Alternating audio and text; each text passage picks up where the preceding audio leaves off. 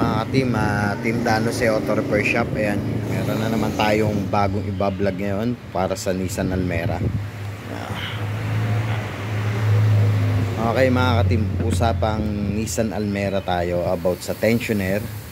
Ito yung idler o tensioner ng Nissan Almera. Ngayon kasi meron tayong customer na may squeezing tunog or may kalansing na tunog. Ayan. Yan, binaklas natin to para makita nyo kung paano mag-diagnose. Ang una, kung hindi nyo naman babaklasin, pwede nyo tanggalin yung belt. Tapos, ang gagawin nyo, iikutin nyo lang po mga ka-team. Iikutin nyo lang po itong pinaka-bearing na to. Yan, kahit ganyang hawak, pag ikot nyo, mararamdaman nyo parang may parang ano, hindi siya smooth. Parang lumulundag-lundag yung ikot niya. Ibig sabihin mga ka-team, ang problema natin is yung tensioner bearing. Ngayon, eto nagpapalit sa atin is may dalang pyesa, in-install lang natin. Totoo naman po ang diagnose is tensioner bearing dahil nga makalansing na siya, and then di nawawala yung tunog pagka nag-start tayo, o kahit naka-aircon o walang aircon, may tunog pa rin po siya. Ayan. Pag pinaikot nyo, mararamdaman nyo na parang tumatalon-talon siya, maligas-gas. Kasi ang brand new ho nito, yung bagong bearing ho nito is ano, smooth lang siya, na medyo smooth ang ikot niya, na medyo may laban. Ayan, ayan po. Ngayon mga ka-team, dalawa naman choice natin dito. Pwede nating gawin, bilhin ng buong tensioner bearing. Pwede rin naman natin bilhin mismo yung bearing lang. Ayan, itong bearing lang. Kasi itong dalawang bearing na to, kung mapapansin nyo, dalawang piraso to. Dalawang pirasong bearing na pwede natin palitan. Meron sa mga auto shop nito. Pero ang mga price muna nito, pag original, naglalaro sa 4,000 to 5,000. Kung di ako nagkakamali. Ayan.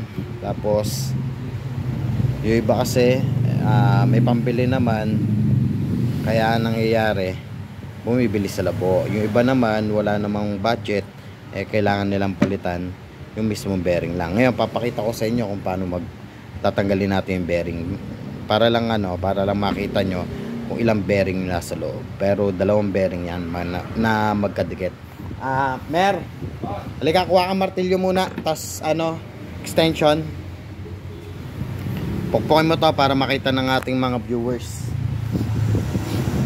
Nagko-content lang tayo saglit.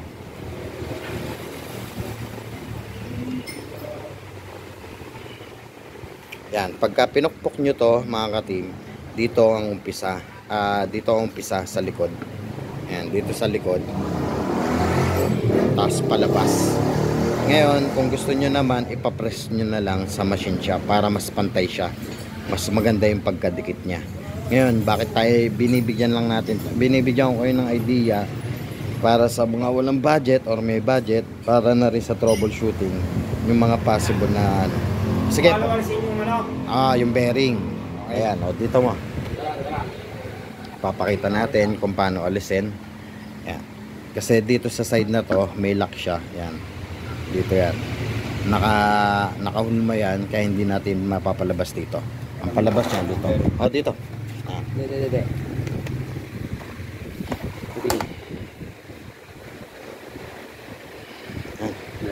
Yan, dito ang palo. Okay, ngayon, panoorin nyo kung paano magtanggal ng bearing. Yan. Paluin nyo lang. Yan, lumabas na. Natin may ikit. Baka mali yung ating paglabas. Tama yan. Baka Walang lock yan.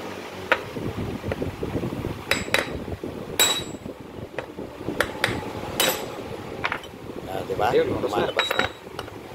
Lumabas na si Pogi.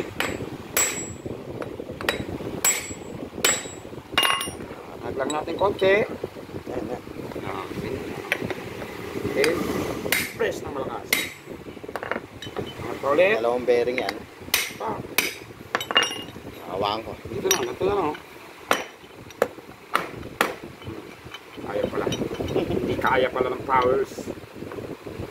Yan, kasama natin si Romel. Romel, kawin muna. Ayan si Romel. Okay. Ayan na. Ay, Okay. Konti pa. konting-konti na lang siya. Yan na. Dalawa yan, magkadikit yan.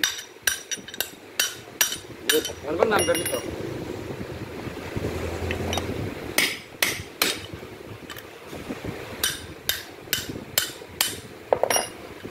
Oh, magkano sila ano? Magkadikit lang. Kasama. Magkadikit. Okay. Ito lang guys, para sa your ball. Hindi lang naman siya. Kung tayo sa konting disgrasya. Hindi mo siya mahirap. Mga ka-team. Ito. Kung mapapansin nyo, dalawang bearing po yan. Ayan. Hiwalay mo nga. Kuha ka ng flat screw. Magkahiwalay yan. Flat screw. Ayan. Ngayon, ito yung pinaka tensioner natin. Ayan, kung mapapansin nyo. Ayan. Tinanggal namin para makita nyo rin kung gusto nyo magpalit ng bearing is pwede naman na bearing lang para hindi kayo magastusan. Pwede rin naman na buong assembly na yung palitan nyo. Depende sa inyo. Ngayon lang tong yan, sige. Ito para di sa mga wala. Biyakin mo. Tapos tignan mo na rin yung sukat. May number naman to eh. Tignan mo yung number. Sige, tanggalin mo. Mas maganda yung number doon sa loob.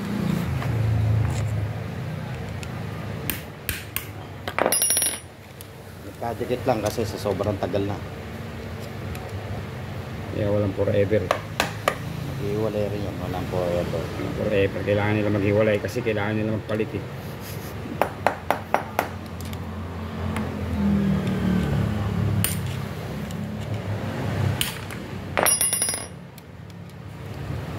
Matanggal lang.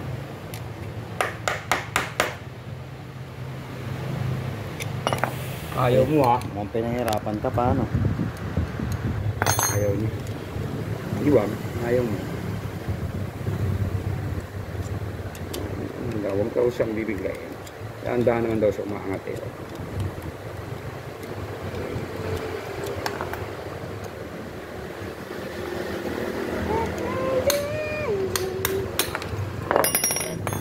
Yun yung number. Sige, panasa mo para makita natin yung number at para maipakita rin natin. Sige, sabihin mo. Ito lang. Sige, tignan mo. Si... Pasensya na kayo guys. Malabo na mata ng ano. 6301. 6301 ang pinaka-size ng bearing natin. Ayan. 6301 mga ka-team. Kung papansin nyo. Kaya pwede rin kayong bumili ng ano, 6301 mismo na bearing. Yan, yan.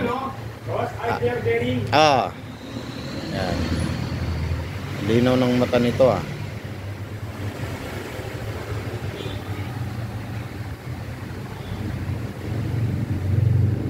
Ayan mga ka-team, 6301. Ayan, kung mapapansin nyo, ito.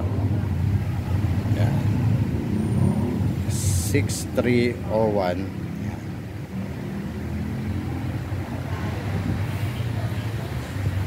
Yan mga ka-team, ganun lang po ang magtanggal ng tensioner bearing. Napakasimple lang po mga ka-team. Kaya kung gusto nyo po na mag DIY is kaya naman po yan. Ngayon lang po, kailangan nyo lang po ng konting patient. At syempre, huwag magmamadali. Make sure na maging maayos ang pagkabit natin para walang back job. Ayan. Ipagdidikit nyo lang naman yan. Pag natanggal nyo yan, saka nyo ipapress kung gusto nyo para hindi kayo mahirapan. Ipapress nyo na lang. Tapos bili kayo ng bearing. Maraming bearing nito. Maraming bearing na nabibila nito. Okay mga ka-team, at tumahaba na ang ating video. At maraming salamat. Sana meron tayong natutunan dito sa ating Team Danose Auto Repair Shop. Yan. Maraming salamat rin po sa tunay sa mga sumusuporta, nanonood. Maraming salamat po. Halos lahat po ng aming kaalaman is ibibigay po namin para kung sakaling malayo po kayo, nalalayo kayo sa shop namin para pumunta, is pwede naman po kayong mag DIY o ipagawa sa iba, or ang gawin nyo po is alaman nyo lang po anong bearing nilalagay natin. Okay mga team Dano sa Auto Repair Shop. Yan, handa magbigay ng DIY tips. Paalam, goodbye.